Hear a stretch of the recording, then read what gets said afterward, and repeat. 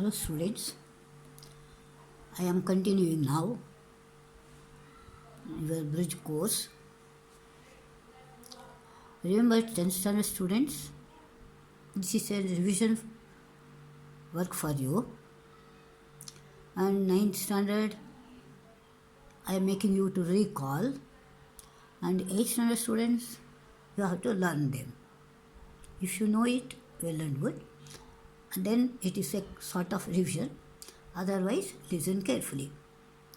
Now you know that yesterday we completed parts of speech, and you know how many parts of speech are there, and hope all of you remember there are 8 parts of speech, and among those 8 the very first one is called noun.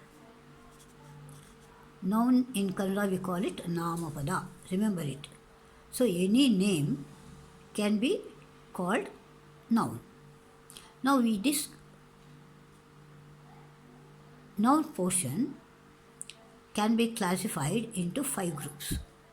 Remember, they are common noun, proper noun, collective noun, material noun, and abstract noun. Now, common noun is commonly known things. See, example, pen, book, man, house, tree, water, and a stick. And all these things are common nouns because they are all the things. So they are all called common nouns. Now, next we have got the very important one, proper noun. That is your name, remember. Person and the place. Names of the persons and the places are called proper noun. Any name, remember it. That is Shakespeare, Socrates, Lakshmi, Bombay, England, Rama, Sita, Lakshmana, Dhruva, and all these words. And you can also include your name, which comes under proper noun. And remember, all your proper nouns should begin with a capital letter. Here, Shakespeare, Socrates, Lakshmi, Bombay, England. Even in between the sentence, if you come across, you have to use capital letter only. You should not use small letters because it's a proper noun. Beginning of the sentence you can use. In the middle of the sentence also you have to use capital letter. In the end of the sentence also you have to use the capital letter only. Remember this part of the proper noun where you have to be careful while writing.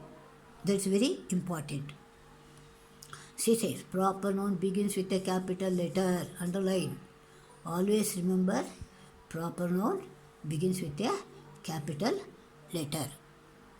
Now the third one is called collective noun. Okay? Collective, that is in a group. Check for example family, nation, committee, crowd, herd, bunch, army, bouquet. Remember to be pronounced bouquet. T is silent. Fleet, mob, team, jury, parliament. So these are all collective nouns. And in a group you are using, and they are all followed with small letter only wherever you use, but if it is in the beginning of the sentence means you have to use capital letter. Next is material. All metals come under this material noun. To take for example gold, silver, steel, iron, brass, copper, bronze, stainless steel, anything, any metal can be called material noun. Now next one is called abstract noun. This is referred to qualities and the state and the action, because we cannot describe it properly. When you cannot describe it properly, we call it abstract noun. See the quality. Remember honesty. Can you calculate it? No. Bravery, can you do it? No. Wisdom? No. Kindness? No. Beauty? Innocence? These are all. Now judgment, laughter, theft. Theft is thieving or stealing the things. Sleep, slavery, youth, childhood, poverty.